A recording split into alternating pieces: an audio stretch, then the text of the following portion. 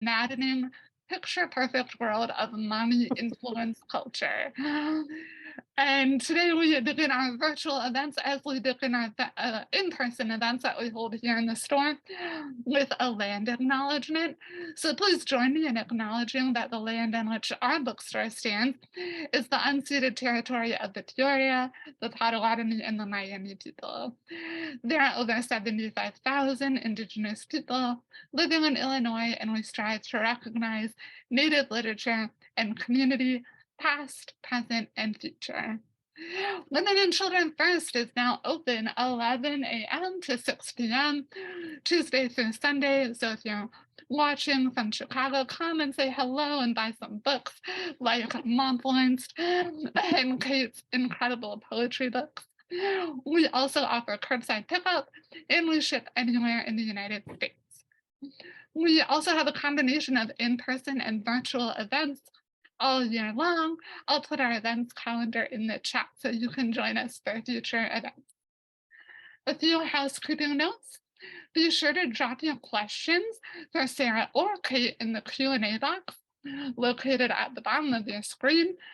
Kate will read your questions to Sara at the end of towards the end of the event.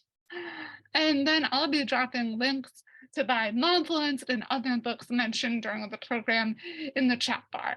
So be sure to click the buy button on womenandchildrenfirst.com and we can ship you your books, or if you're in Chicago, you can pick them up here in the store.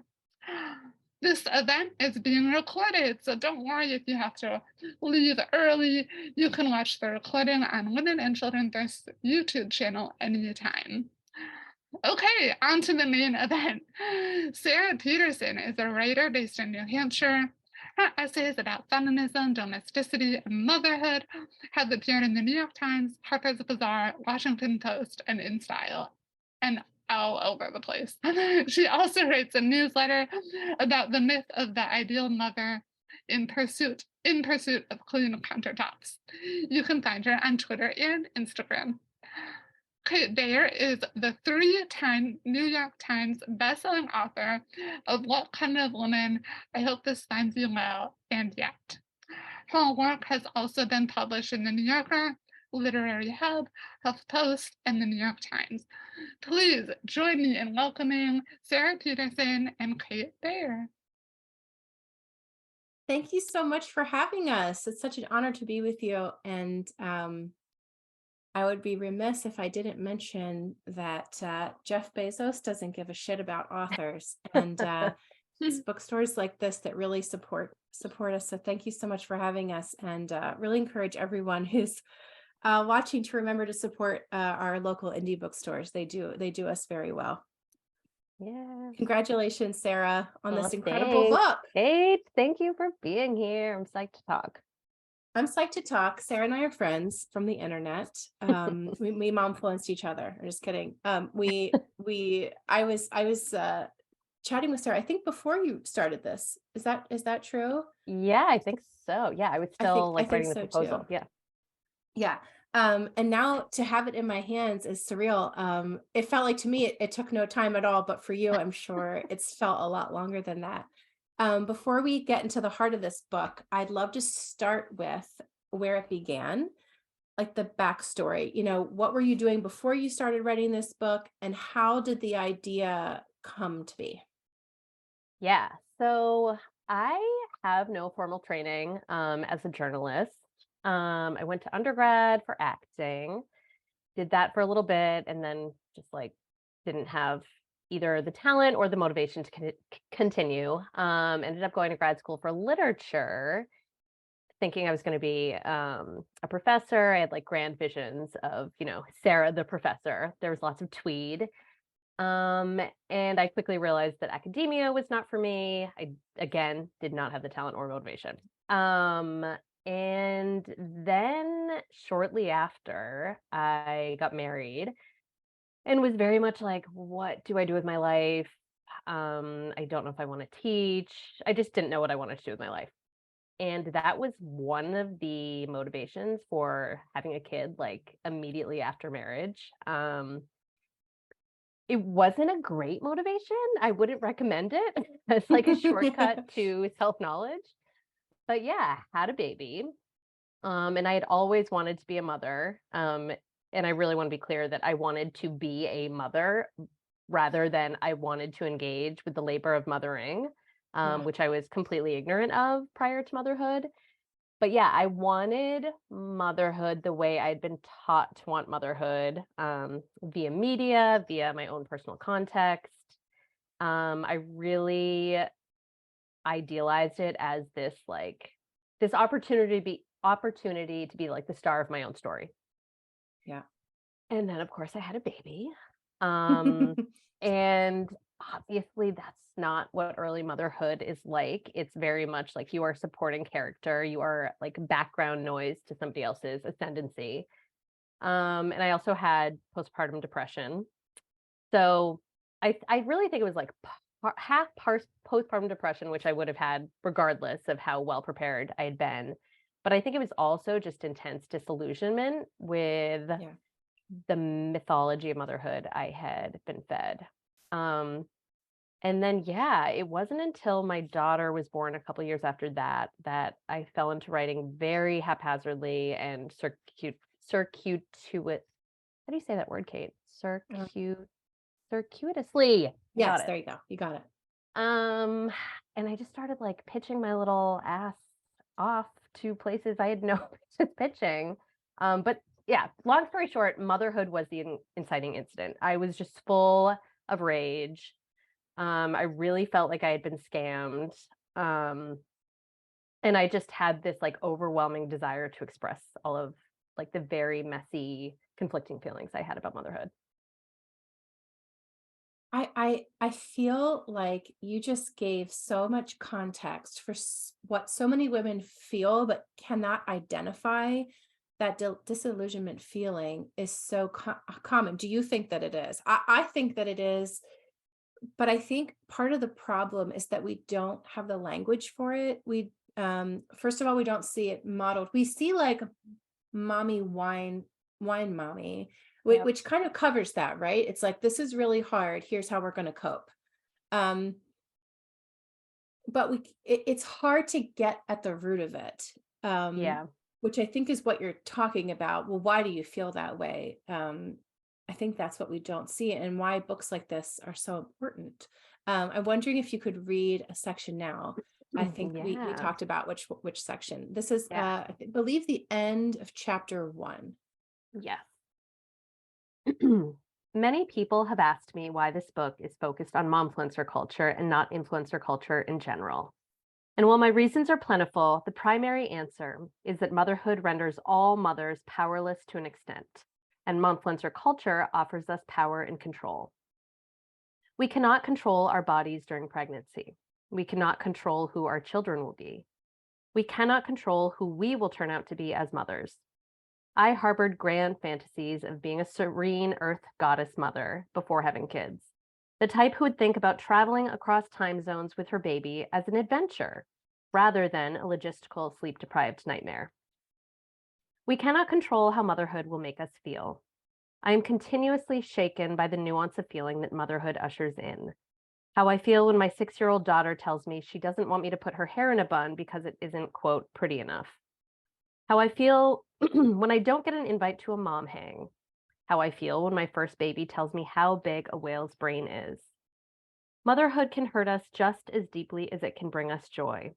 It is a role defined by vulnerability.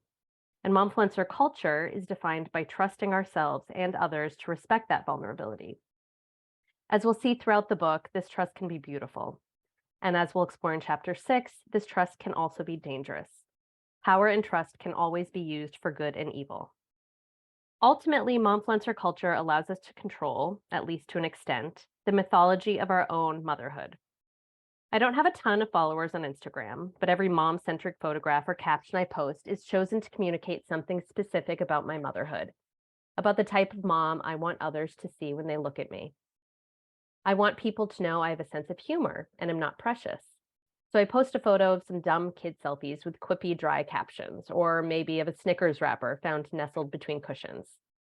I want people to know I'm thoughtful, that I value the beautiful liminal moments of motherhood. So I post a photo of sea-sprayed baby curls.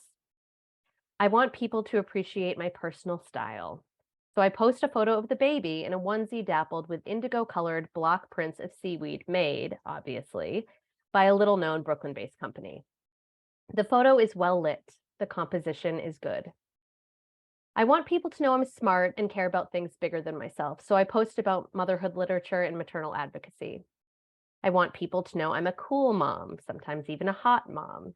So I post a photo of myself in a hand-knit ochre sweater, my love for ochre will never die, and jeans that make my ass look perky. In the photo, I'm wearing makeup, but it's meant to look like I'm too cool to care about makeup or how I look. I want people to know I am loved, and therefore I must, to some extent, be a decent mom. So I post a photo of smiling kids snuggled in my lap. A couple thousand people digest my mythology, and who's to say it doesn't impact how they think of their own motherhood mythologies? I am a mother on Instagram, and what I choose to show influences those who watch. I am a momfluencer. If you are a mother on Instagram, so are you. This is maybe my favorite section of the book, which you offer up so generously right away.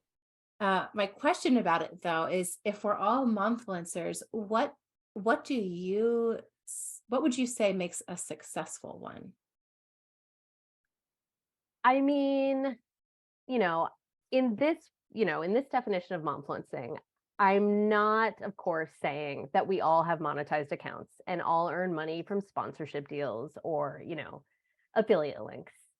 But I do think we are impacted by, monetized momfluencer accounts in ways that I don't think we're always aware of. Um, just the curation of our motherhood online, I think, is so baked into the norms of, Mhm. our behavior on social media. And then in terms of what makes, a bigger momfluencers feed compelling, I really think it is some sense of a clear story or clear narrative. Um, we talk a lot about self-branding, and something, being on brand versus being off brand, or about a cohesive color palette or a cohesive aesthetic. And while I do think these attributes will make an account stand out, I think the sort of secret sauce is that we have a clear sense of who this person is, what her story is, what her values are. And often she doesn't have to she doesn't have to communicate those things explicitly. There's so many shorthands that are used really Mhm. effectively. But yeah, I think in order for her feed to be compelling and draw engagement, there's got to be some sense that there's a real person in there. Yeah. And we as consumers have to feel like we are being respected. Like Yeah. she is sharing enough to sort of say, like, I understand you're consuming me. I understand you're buying things for me. And as, sort of like, thank you for that. I am going to share a certain amount of myself with you. Yeah. Right. Yes. Um, and what's interesting is that there are so many different kinds of momfluencers, which you talk about. There's disabled momfluencers, there's Black, there's brown, there's Mormon, there's the spectrum of momfluencers is pretty deep. And Yeah. I'm wondering, you talk about this in the book, but I'm hoping you can talk about it now. What do you think is contributing to who gets the most clicks, who gets the most attention? Totally. So I do think our ideals of motherhood are inherently racist. Like if you go back to the cult of domesticity, in the 19th century, which is still where like many of the ideals we hold near and dear stem from, um, a quote unquote good woman, true woman, and true mother, her work needed to be confined to the home. She needed to be chaste. So right there, enslaved women who were being routinely sexually assaulted and raped, they couldn't lay claim to chastity. So they're excluded from the, cult of domesticity. Working class women who have always been working before and after, Mhm. the cult of quote unquote true womanhood, they're excluded from this, reign of true womanhood. And, like it's deeply tied to eugenics. It's deeply tied to like who is a mother worthy of support, which mothers have presumed maternal, authority within their homes, who can be the moral centers of not only the home, but of the culture. And when you create an ideal that is contingent upon so many very specific identity markers, you are also simultaneously erasing and marginalizing and othering and harming all the mothers that don't fit into that really, really narrow category. And I still think that is largely what drives conversations about motherhood today. The most financially lucrative momfluencers are predominantly white. And so, I think there's the inherent racism of ideal motherhood to blame for that. But I also talked to a lot of momfluencers who spoke about like there was one Black momfluencer I spoke to who she has a hair company. She was talking about trying to get funding for the hair company and sitting across from people who had no clue about the needs of Black women and, what they valued in their hair care. Right. And because of their lack of knowledge, not only of Black women, but of Black women's needs and audiences, they did not, they were like, I don't know why I don't know why I'm going to give you money for this. Like, this doesn't seem like a financially lucrative deal for me to make. And I think that happens a lot too, directly with momfluencing, because there's such an entrenched, like, the norm of motherhood or the normative mother consumer. She's so white. She's able-bodied. She's cishet. She's thin. And so much of our conversations are directed to her and her needs. And I think that shows up in momfluencer culture time and time again. Yeah.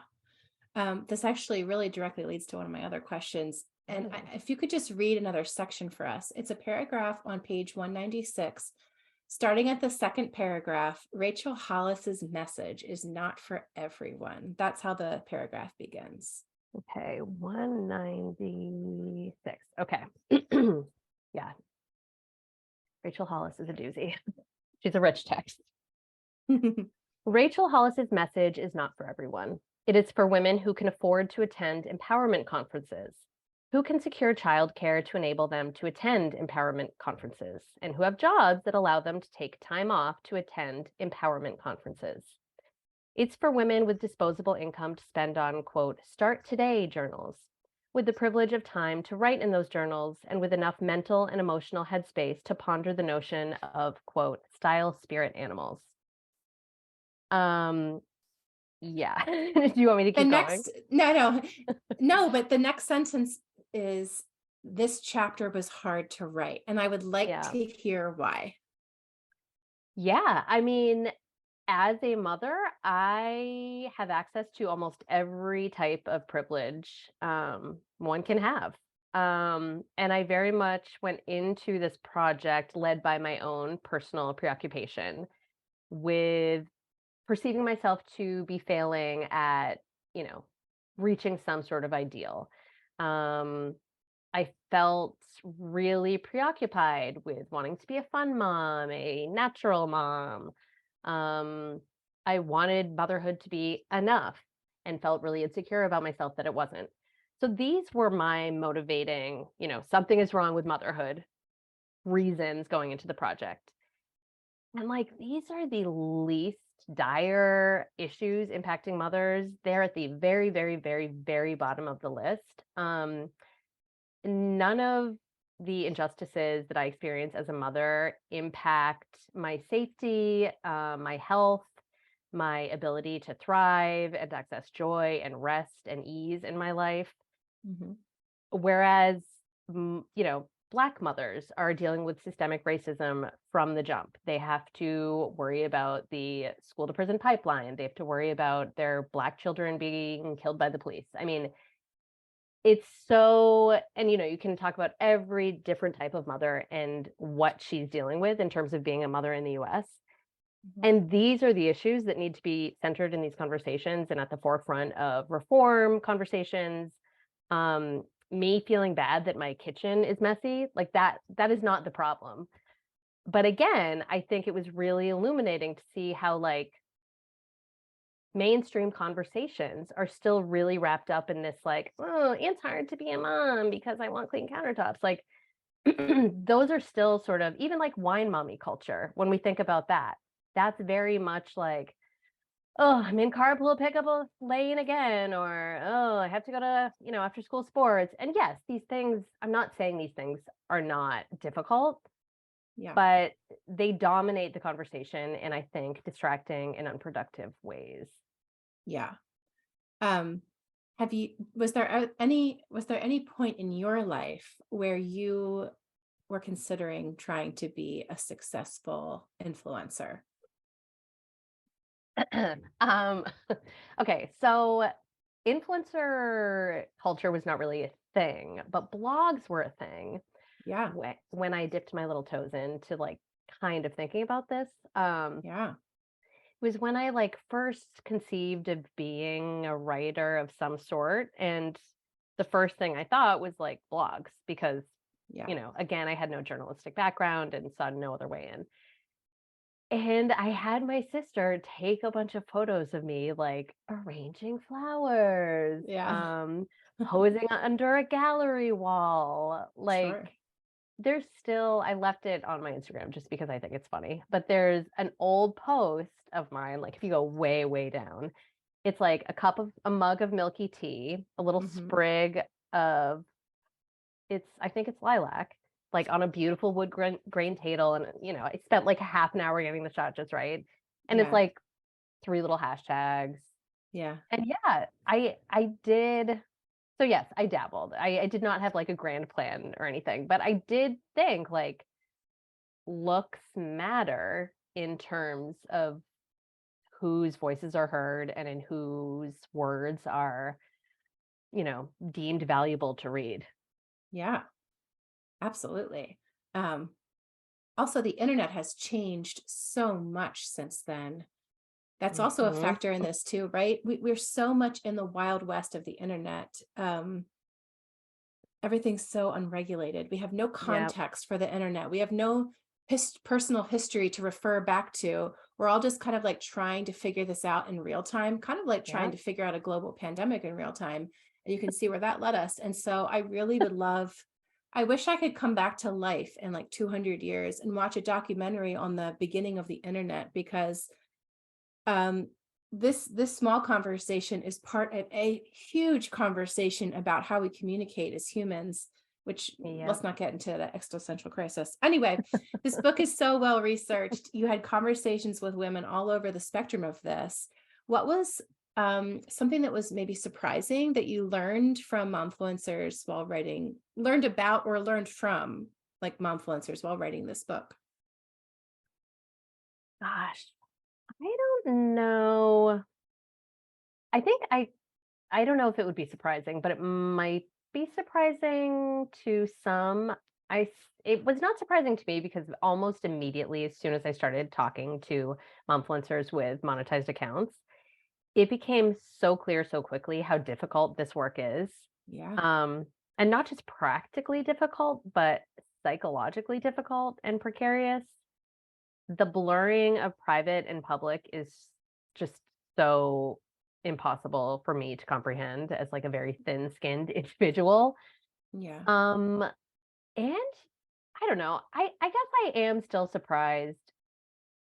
I guess I'm not surprised, but I'm saddened at the inherent misogyny leveled at momfluencers for, having the balls to want money for their work. Mm-hmm. I do still hear that pretty often, like, "Oh, she's just trying to sell me something." And Yeah. it's like, "Yeah, she is. Like, that's her job. Like, that is where we're getting the bulk of our advertising now." And I guess I just find it hard to understand why somebody's totally fine, like, being sold to by a faceless, nameless corporation, Mm-hmm. probably helmed by white men, and like has qualms about being sold like a 20% off discount code to, like Cocoa Floss or whatever. Yeah. Um, And of course, I understand that nobody wants to feel like a pawn and nobody wants to feel like, people are lying to them about product endorsements. I get that. But it's also like this is how this is how marketing works predominantly now. Yeah. And I would rather my 20% discount code go to somebody who's supporting her own business than, whatever, like some huge gigantic corporation, I guess. Yeah. I had a blog for a minute, and I I was going to ask remember you the same question. Like, I'll, have I'll you never ever? I'll never forget. It was like maybe 4 years into that blog, I put some ads on the side of my page. So Yep. had been for 4 years kind of giving my writing away for free, as you do Yep. on the Yep. internet. And I showed up to a family get together, and one of my husband's cousins came up to me and said, "Well, yeah, you finally did it." And I said, "Did what?" And he was like, "Sorry, I just have to say this. I'm really just so disappointed, and I'm sorry I can't read it anymore now that you have ads on your site." And I was so stunned by this. I was so embarrassed. I felt so much shame about this. Like, basically, he was like, "You really sold yourself out." And you know what?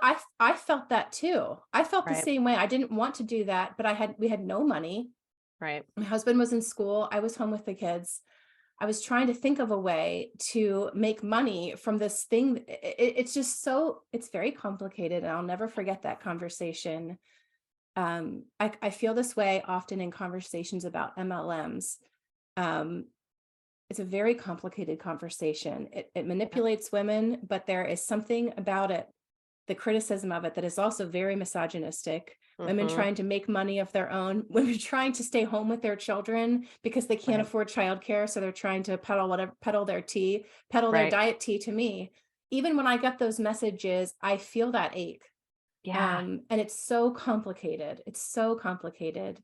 Yeah. Um, it's just such a nuanced conversation that it's easy to be reductive about. Yeah.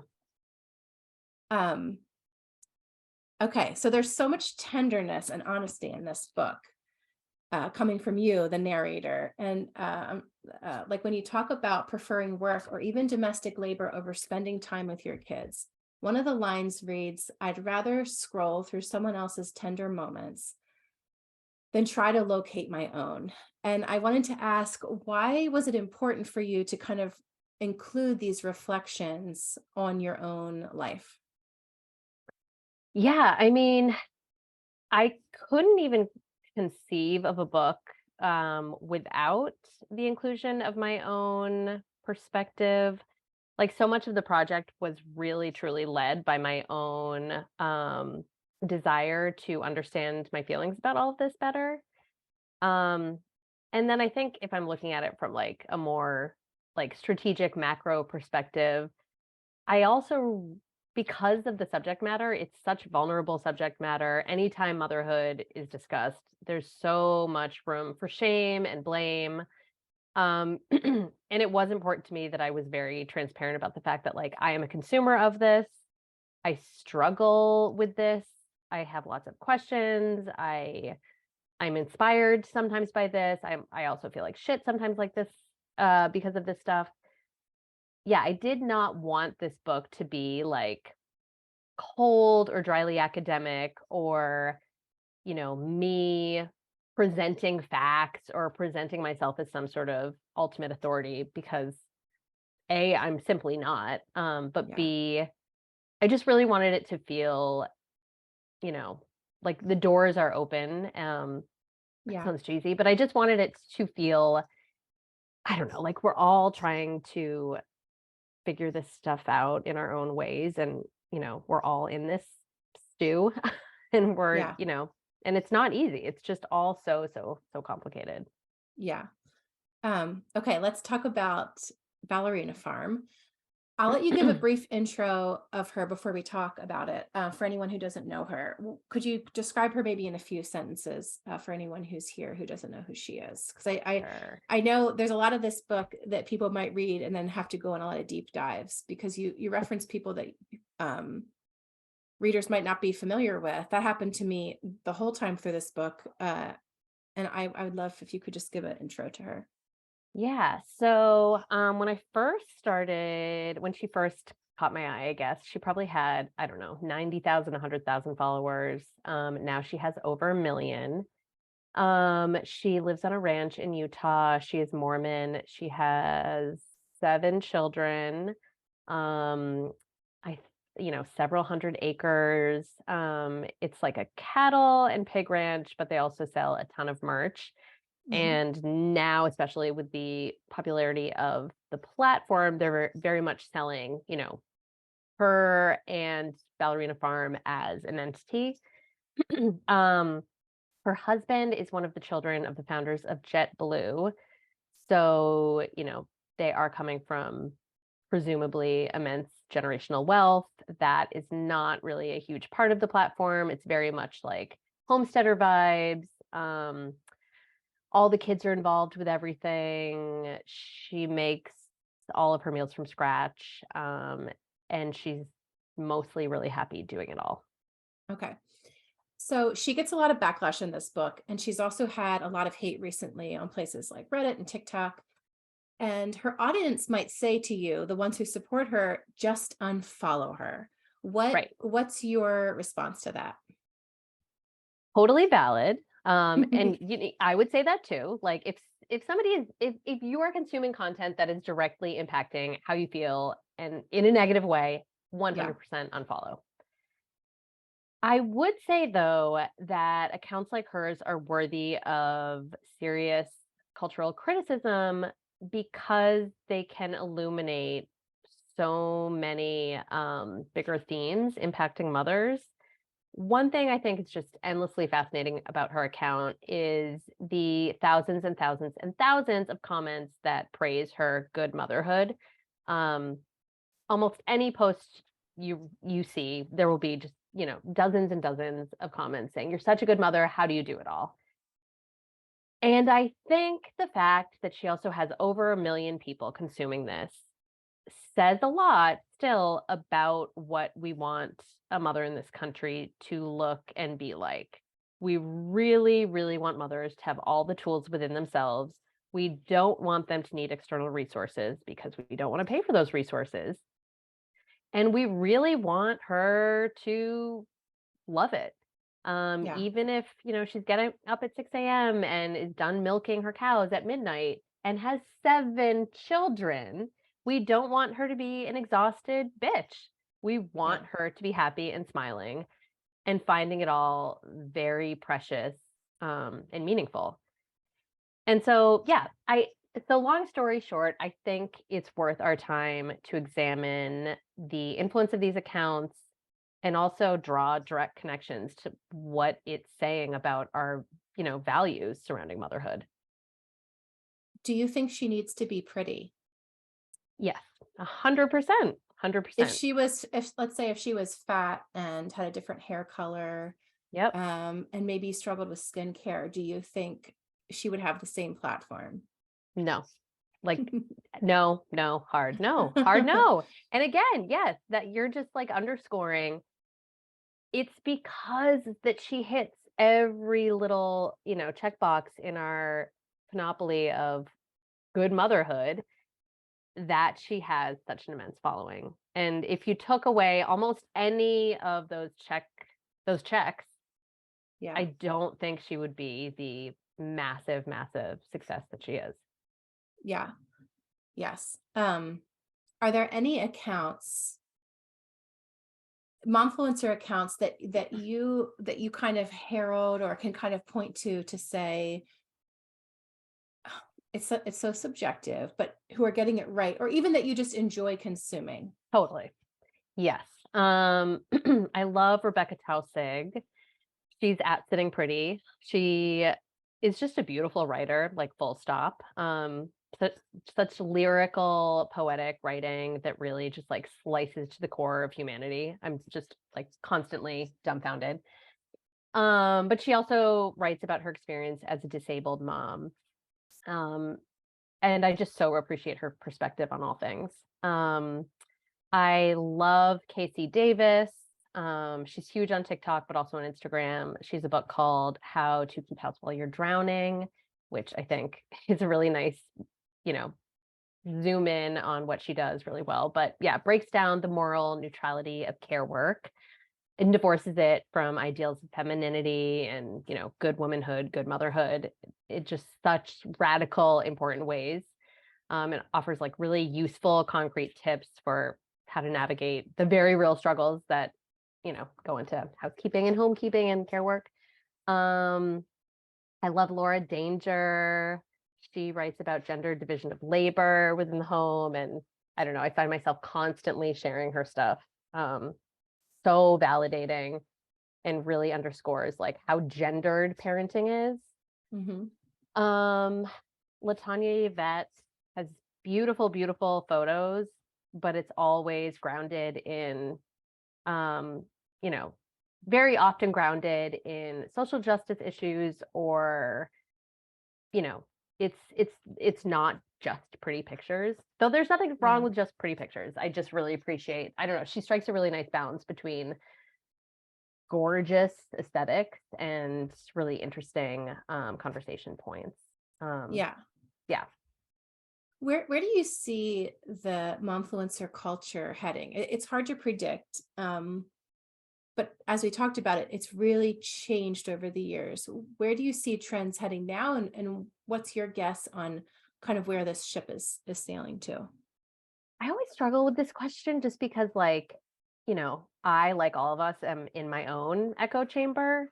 So, like, my instinct is to say I see more Casey Davis's and Laura Dangers Yeah. informing conversations.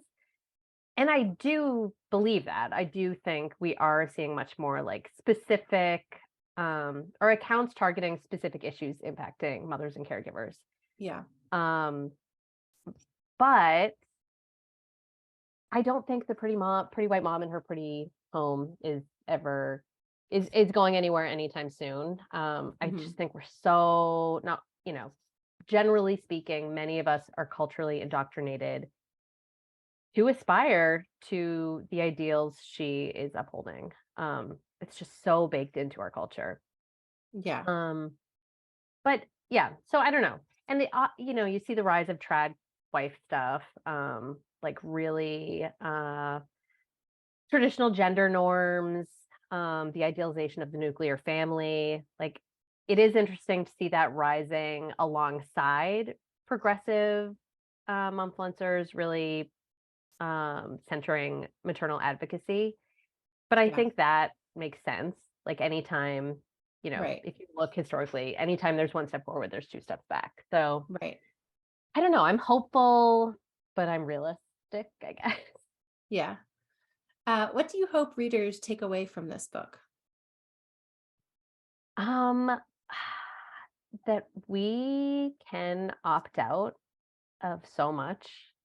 Um, and we're gonna be okay. So many, I don't know, customs and practices within motherhood today are like very new and very arbitrary. And so many of them are culturally constructed. They have nothing to do with our goodness as parents or our ability to find satisfaction in our roles as parents. Um, and it could just be so freeing to let some of that stuff go. Yeah. And I don't know, I'm continuously interested in how we're navigating just our addictions to social media in general. Yeah. Yeah. Like I'm constantly trying to figure out a way, you know, to find balance. Um, and I do think we're just going to keep talking about it because, like you said, this is all so new. Like we have no clue Yeah. what we're doing. We have no perspective. We have no clue where it's going. So it does feel very much like a check in with yourself every day type of thing. Yeah. Right.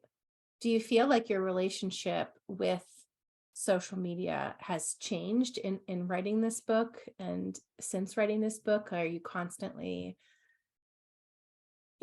without even wanting to, maybe sometimes taking in the information and kind of processing what it means and why this person is posting that and kind of like the implications of what you're seeing? Yeah. Do you listen to the Bechdel cast ever? It's a feminist movie podcast.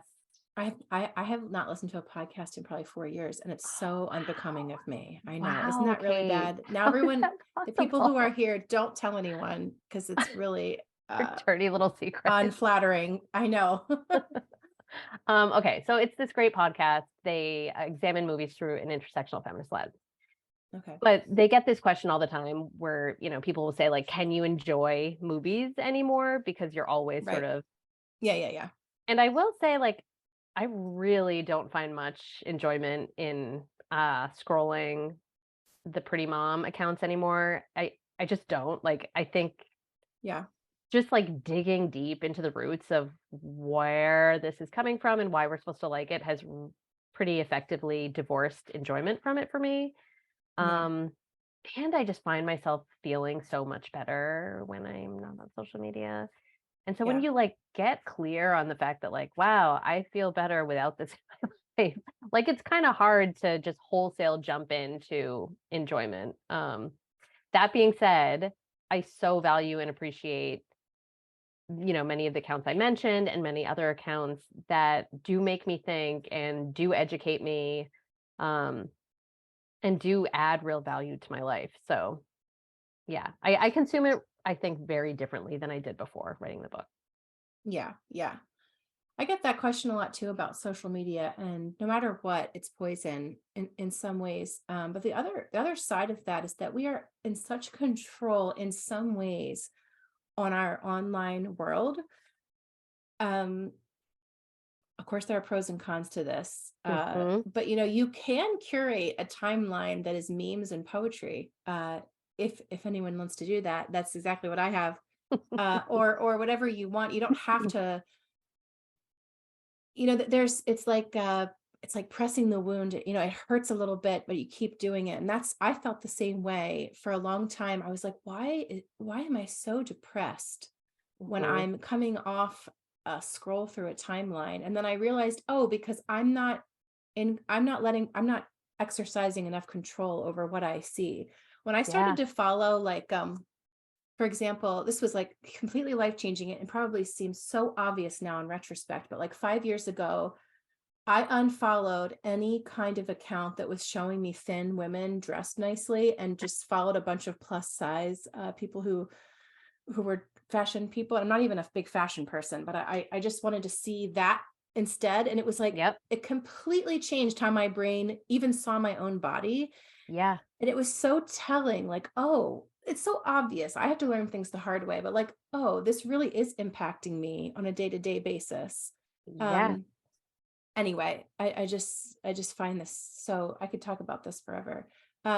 We have a bunch of questions here that I'll get to, but before I do that, I'd love to know, and maybe you hate this question, but what's next for you? Like, okay, you've tackled this topic, you're going to talk about this for the next probably 6 months, and maybe forever. Do you feel like your work is done? Or do you feel like, you have to continually revisit, or maybe want to revisit it as it's evolving? Um, okay. Or maybe you don't know. Well, no, I okay. So clearly I'm obsessed with analysis of, how and why we're being sold things. That became very clear throughout the research that like that's like going to be an eternal obsession for me, regardless of whether or not it's directly connected to motherhood. And I'm obsessed with ads, like Instagram ads. I could dissect them all day, every day. Yeah. So I'm really interested in a project in which I explicitly examine like how female identity is constructed, marketed, and sold. Mhm. Um, starting from a very, very, very early age, like in thinking about my own girlhood. Um, I think, yeah, I think girlhood and womanhood and the way it's been sold are just rich, rich text. Yeah. Um, Someone asked which social media platforms were focused on in your research for this book. Oh my gosh, so many. We mentioned Hannah from Ballerina Farm. I Um, think she means like like was it Instagram? Was it Twitter? Was it oh, yes. Facebook? Was Okay, it got it, just got it. Instagram or Got was it. did you kind of look at some other ones? Totally. It's primarily Or maybe she Instagram. meant platforms. Maybe she Uh, meant people. I don't know. Which social media platforms Well, were that would be focused? that sounds more like is it Instagram or whatever. But if it's Yeah. that, Okay. primarily Instagram, really just for the sake of like scope. Like, somebody else can write a whole book about TikTok motherhood because it is, its own thing. Yeah. Yeah. Um, Yeah. so yeah, predominantly Uh, predominantly Instagram. Instagram. Yeah. Yeah. The other ones are so different, Yeah, but there are some overlaps there. Sorry. totally. I could just really go through that train of thought. How do momfluencers, this is from Elizabeth, how do momfluencers in countries outside of the US compare to American momfluencers? That's really interesting. That is super interesting, and a great question. I interviewed one person for the book. Is it I Mama Gaze? What is it? No, I Mama. The account I Mama. She runs that account, and it's all mother artists, sort of Okay. documenting their own motherhood. But she's in the UK, and she was talking about how like the stereotypical UK momfluencer, ours is very much like all beige, all white, McMansions in California, whatever. Yeah. And she was like, it's all bright colors, it's like pub culture, it's profane, it's, you know, drinking beer. Mm-hmm. And so yeah, I just think I think the question is so important because like there's so many different maternal archetypes depending on Yeah. culture and context. Um, and also the way that countries and legislators um, deal with the profession of momfluencing and influencing really varies. In France, there's a law where basically the parent has to notify the government if the kid is being involved in the account in any way tied to money. Oh, And then interesting. a clear portion of the money has to go to a separate account for the kid once the child is an adult. So like these very clear guidelines. And some Scandinavian countries have similar legislation, which I think is Interesting. really interesting. Actually, so I'd love to hear your take on this. What is your take on mothers using what's a tricky on mothers putting their children on the internet in general and to monetize? I mean, it's so tricky, so personal. I have been thinking a lot about child actors when pursuing this question. Um, in terms of consent, I just think the lines around consent are just so blurry. A 5-year-old agreeing to do a movie franchise for the next 10 years of their life cannot meaningfully know what that will look or feel like or how the movie will impact their lives or careers as adults. They simply cannot know that. Right, right. And I think the same can be said for children of influencers, or even just children of somebody who with a private, I guess not a private account. I guess the private account thing is different, but yeah, they just can't meaningfully consent in many ways. Um, and like many of us, at least elder millennials, we didn't grow up having to think about this stuff, and we didn't grow up understanding what it feels like to come across a video of us eating Cheerios that hundreds of people had seen already online. Like we have no frame of Yeah, reference. right. So I think it's like really important to think about and talk about. Um, and yeah, it's just such a personal, individual decision, but I do think consent is a big factor at play. Yeah, for sure. I also think that Gen Z will approach this very differently Yeah. because elder millennials, which I fall into as well, again, we had no context, we had no history to refer to. And so we were Right. kind of just like making decisions based on whatever. We did not have anything to refer to. And so we made a lot of mistakes, myself included, in that. And consent just wasn't at the forefront of most of Right. our minds. Right. It felt so harmless. Yep. And it's so interesting to think about now. For me, having older children, it's so different than having babies Yeah. who, it just seems so, it just seems so natural to want to share that. Look how cute they are. Yep.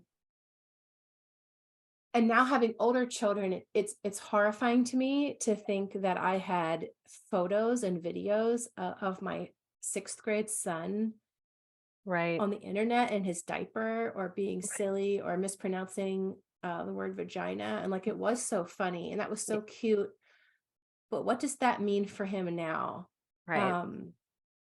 It's just I think the conversation will really change as the new parents are people who have always been on the internet, Right. and kind of like what that looks like for them. I never thought about the child acting comparison, and that is a really interesting and kind of a good framework to look at it. It's also Yeah. very tricky because there's probably enough child actors that would say thank you Right. to my parents. This was what I was always meant to do. I got to do what I always wanted my whole life, and I didn't have to go to school, and I would have struggled there. And this is exactly what I always wanted. Yep. And I'm sure there'll be trust fund babies who are like, thanks, mom, for peddling Gap, because now I can go to college for free because no one Right. can afford it. So it's Mhm. complicated for sure. But the consent part, I just really get hung up on that. You And know. in the context of my own life, I just really, I feel embarrassed for my new mom self, who Right. genuinely wanted connection with others and Right. wanted to share my such sweet boy Yep. or children, Yep. and now being like, oh my gosh, that was a huge mistake. For me, it felt like, now it feels like, oh, that was a huge mistake, but I didn't know. Yeah. um No. I mean, we were babies too with the technology. yeah, Like, such babies. yeah, we had it. It was all new to us. So I mean, I do. the Yeah. comfort I find is that Maya Angelou quote, and that comfort, I hope if anyone listens to this and ever feels the same, when you know better, do better, and it's okay. Right. You can change things now, but anyway, it's just interesting to think about. I think we're almost out of time. I'm really bad with these boxes down here. I think I answered. I have some lightning round questions that have nothing to do with Oh. momfluencing. Oh. Would you like me to ask you? Yes. It's the first response. Pizza or tacos? Tacos. Paul Rudd or Pedro Pascal? I don't know who Pedro Pascal is. Oh, Sarah. Who is Yes, you he? do. Hold on. Yes, you do. You know who he is. I mean, oh, wait, who is that Can you guy see though? him? Yes, but I forget who he is. Why do I Okay, know him? have you watched Game of Thrones or The Last of Us? Oh, yes, yes, yes. Game of Thrones. Okay, okay. And it's him or Paul Rudd? Yeah. Him. I didn't know his name, but him. Flying superpower or invisible? 100% flying, 100%. Snickers or Kit Kat? Snickers, 100%. Enneagram or Myers-Briggs? Oh God. Probably Enneagram, but neither. Enneagram or astrology? Astrology. Oh my gosh. All right. Have you been influenced, #influenced by Enneagram influencers? Because I admit I have been. No. Now So maybe. I'm on Enneagram influencer Oh, Instagram. So shit, you'll maybe. have to, maybe your next book Yeah. can be about the Enneagram influencer, of which I have been taken hold of. Our wonderful bookseller, do you have anything to add? Oh, there you are. Hello, thank you so much. I loved that whole conversation. I was glued to my screen. It's so great when the folks, the author and the moderator are such warm friends and are just chatting and we just get to listen. So That's also my favorite. thank you so much.